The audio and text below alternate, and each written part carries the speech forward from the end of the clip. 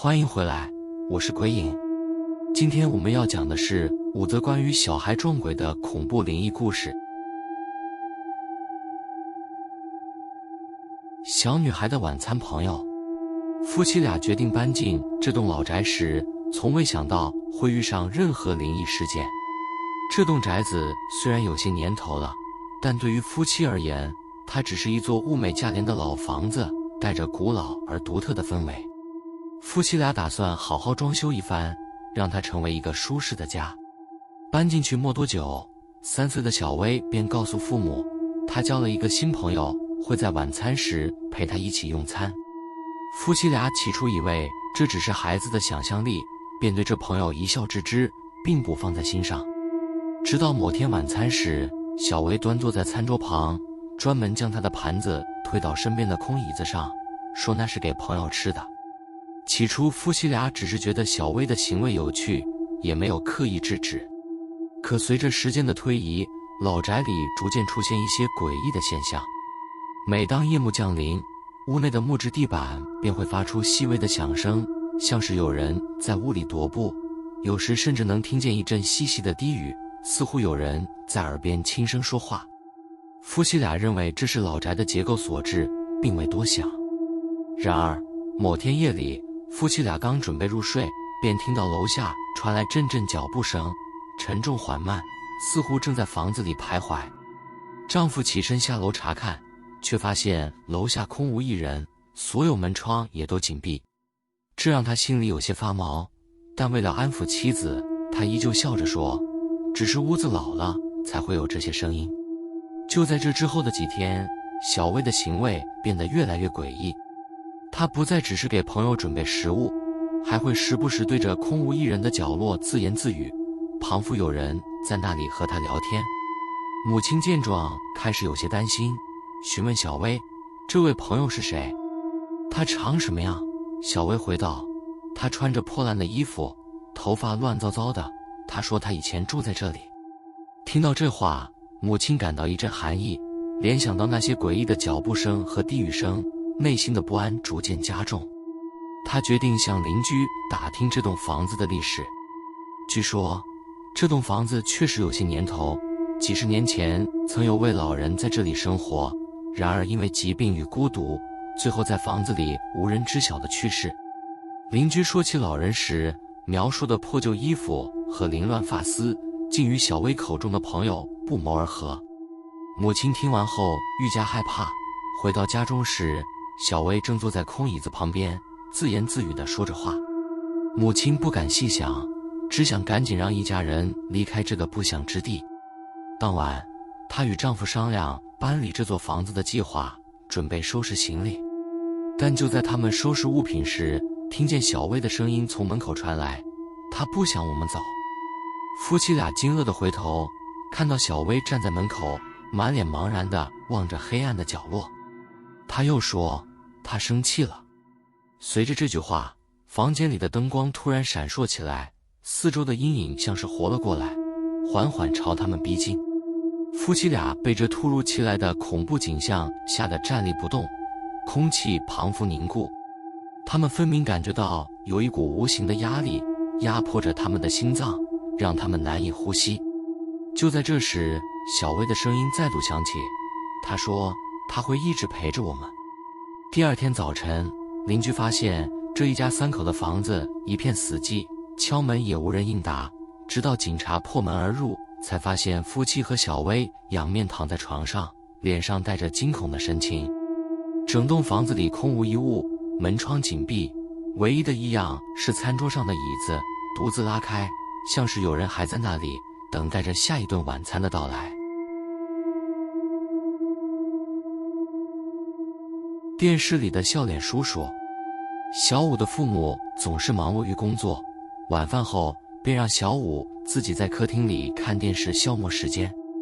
某天夜里，小武突然对母亲说，妈妈，电视里有个笑脸叔叔，他会看着我笑。母亲对此不以为意，觉得孩子只是看了什么节目，留下了深刻印象。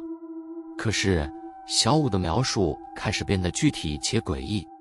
他说，每当他看电视到特定频道时，屏幕会闪烁，出现一张奇怪的脸。那张脸苍白无血色，嘴角僵硬的上扬，露出诡异的笑容，直勾勾地看着他。小五说：“这位叔叔有时还会挥挥手，邀请他过去。”母亲渐渐感到不安，这天晚上决定和丈夫在客厅守着，想亲眼看看电视里的笑脸叔叔。深夜来临，当所有灯熄灭后，家里的电视居然在没人触碰的情况下自动打开了。屏幕上显示着一张苍白的笑脸，双眼微眯，死死盯着荧幕外的他们。夫妻俩惊愕地对视，丈夫急忙去拔电视插头，但奇怪的是，电视不仅没有关闭，屏幕反而更加亮了起来，笑脸变得扭曲诡异，像是在凝视着他们内心的恐惧。荧幕上隐约传来低沉的声音：“来吧，我们一起玩。”母亲尖叫着抱起小五，试图关掉电视，但那笑脸始终在屏幕上不断变换着。无论他们怎么挣扎，始终无法摆脱这诡异的影像。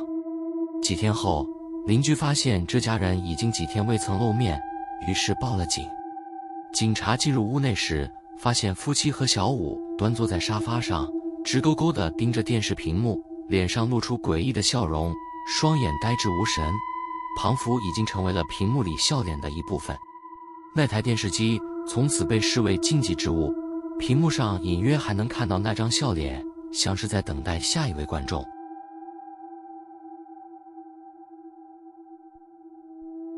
游戏中的黑影姐姐小玲是一个活泼又乖巧的小女孩，7岁的她最喜欢待在家门前的小院子里玩耍，尤其是在傍晚时分，当夕阳的光芒洒在院子的角落里，她总会搬着自己心爱的玩具，开心地沉浸在自己的小小世界里。母亲站在厨房的窗口，看着女儿自得其乐地玩耍，偶尔会听到她自言自语，仿佛在跟谁说话似的，让母亲不禁莞尔一笑，觉得小玲的童真无邪可爱。直到某一天，母亲无意间听到小玲说话的内容，觉得有些异样。那天，她听到小玲轻声说：“黑影姐姐，我给你玩具，你不要生气好吗？”母亲愣了一下，走到院子里问道：“小玲，你在跟谁说话呀？”小玲一脸认真地回答：“妈妈，是黑影姐姐啊。她站在那里，一直看着我玩。”母亲朝小玲指的方向看去，却只见一片空荡荡的空地，心里隐隐不安。她试着笑了笑说：“那只是你想象中的朋友吧？”小玲却固执地摇摇头，说：“黑影姐姐是真的，她不只是我的朋友。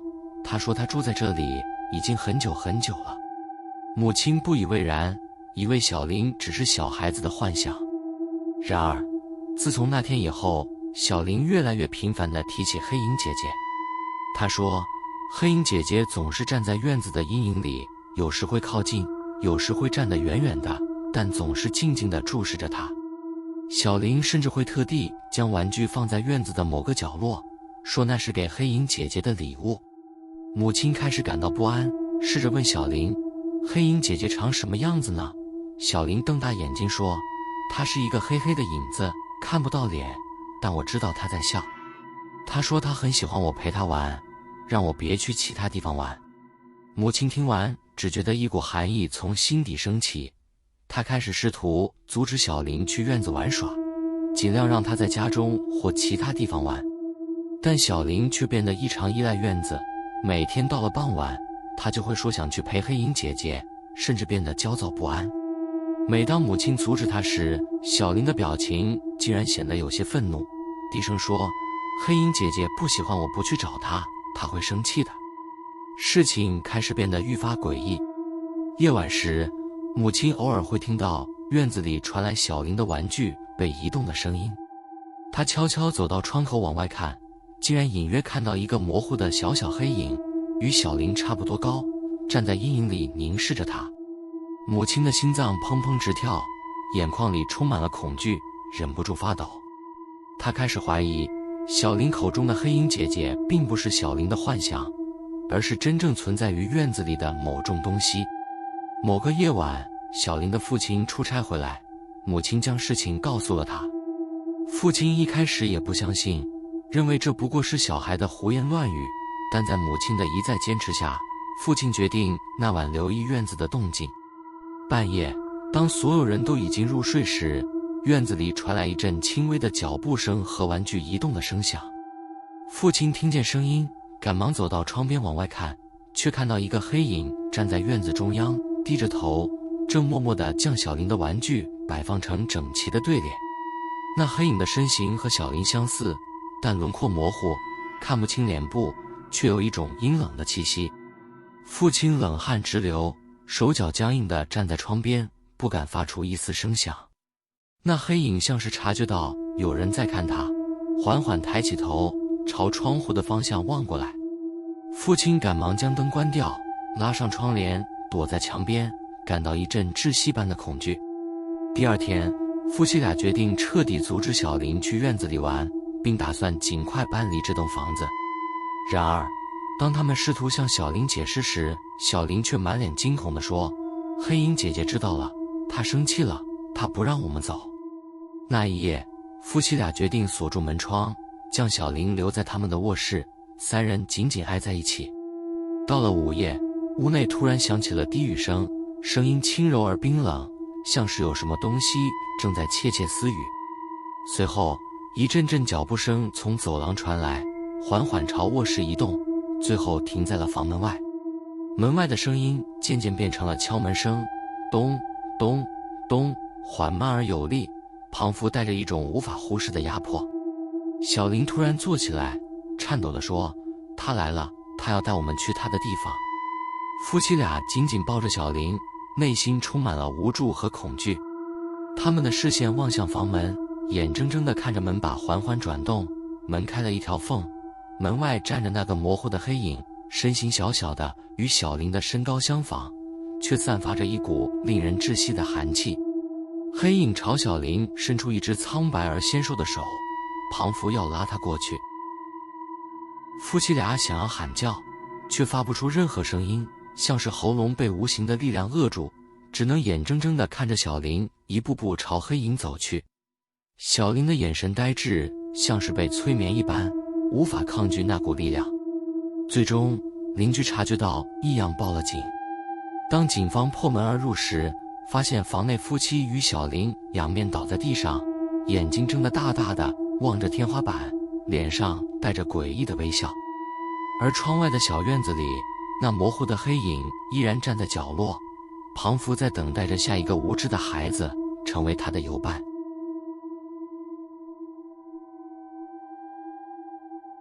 空无一人的游乐园。自从搬到新城市后，小智的父母忙于适应新的生活，决定带他去当地的一座老游乐园放松心情。这座游乐园位于城市郊区，曾经是市区最热闹的景点之一，但由于管理不善，现在已经人烟稀少，只有少数几个设施还在运行。入夜后，整个游乐园看起来破败荒凉，几乎没有游客。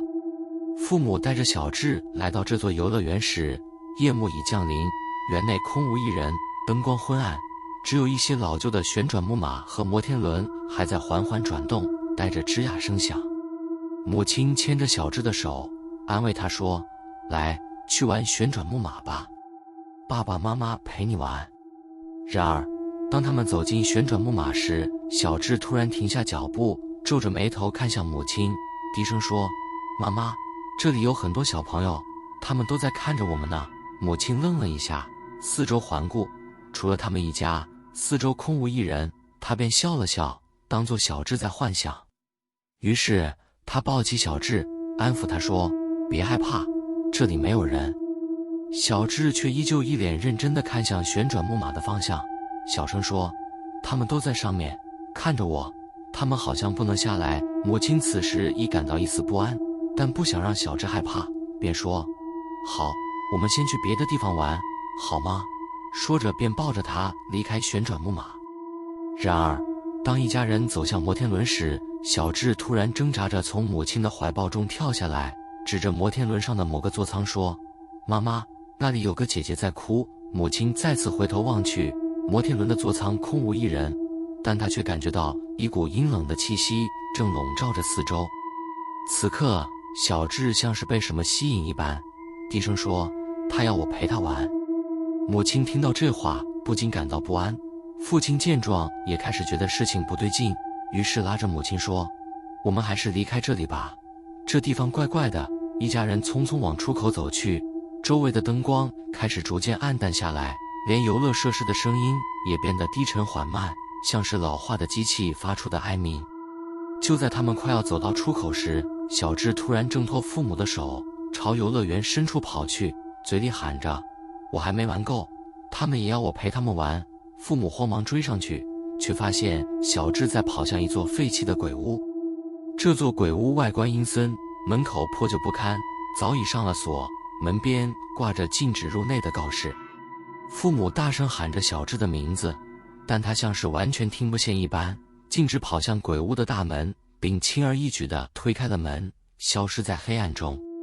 父母跟在后面冲进鬼屋，黑暗中弥漫着一股腐臭味，空气中仿佛有细微的耳语声，四周静悄悄的，只听见他们急促的呼吸声。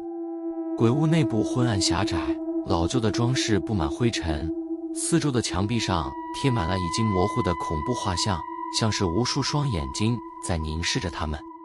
母亲颤抖着四处搜寻小智的身影，心里充满恐惧，却始终找不到他的踪影。随着他们深入鬼屋，空气越发沉闷，四周似乎响起一阵阵细微的脚步声和孩子的笑声。父母的心跳加速，拼命地喊着小智的名字，但声音似乎被吞噬在黑暗之中。突然，他们听到小智的声音从楼上传来，带着一丝哀求：“妈妈，爸爸，快来陪我玩。”父母颤抖着沿着狭窄的楼梯上楼，楼梯间的墙壁斑驳不堪，布满尘埃，仿佛被遗忘了多年。他们来到2楼，却发现走廊尽头站着一个模糊的身影，小智正站在一群孩子中间，孩子们一动不动地看着他，脸上带着诡异的微笑。父母愣住了，呆呆地看着那群孩子。这些孩子衣着古老，面色苍白，双眼无神，仿佛已经失去了生气。小智抬起头，露出惊恐的表情，向父母伸出手，却被那些孩子紧紧抓住，无法挣脱。母亲尖叫着冲上前，试图将小智拉出来，但她的手却从那些孩子的身体里穿透过去，仿佛抓住的是空气一般。小智惊恐地哭喊：“妈妈，他们不让我走，他们说我必须陪他们，永远。”就在这时，四周的孩子们齐齐转过头来，用无神的眼睛盯着小智的父母，嘴角浮现出一抹诡异的微笑。突然间，整个鬼屋响起了一阵阵阴森的笑声，所有的灯光开始闪烁，周围的影子像是有生命一般，逐渐包围了小智一家3口。父母惊恐地环顾四周，想要带着小智逃离，但四周的阴影却越来越近，将他们彻底笼罩在黑暗中。最后的瞬间，他们只听到小智的哀求声和那群孩子低沉的笑声交织在一起，仿佛在欢迎新的游伴。几天后，游乐园的工作人员在鬼屋内发现了小智一家3口，但他们的面容扭曲，双眼睁大，眼神呆滞，仿佛见到了极度惊恐的场景。他们被发现时，似乎正抓着空气，像是在试图逃离什么恐怖的存在。游乐园的管理层决定将这栋鬼屋永久封闭，但当夜幕降临，游乐园的工作人员总能听见从鬼屋内传出孩子们的嬉笑声，仿佛还有灵魂在里头徘徊，等待着下一位无知的游客走入陷阱。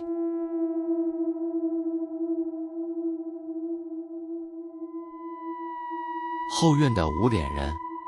小安一家在城市近郊买下了一栋温馨的房子，这里不仅空间宽敞，还有一个美丽的后院。后院里的树木高耸入云，绿草如茵，仿佛是一片小小的私人乐园。搬进来后不久，小安便对后院产生了浓厚的兴趣，经常拿着玩具自己跑到后院玩，沉浸在自己的世界里。某天，母亲在做饭时，无意间透过窗户看到小安站在后院的树旁，像是在和谁说话。母亲微微皱眉，从厨房走出去，问道：“小安，你在跟谁说话呢？”小安指着身旁的空地，轻声回答：“是无脸人叔叔，他每晚都在这里等我。”母亲有些不安，但认为小安可能只是年纪小，想象力丰富。她微笑着问：“那这位无脸人叔叔长什么样子呢？”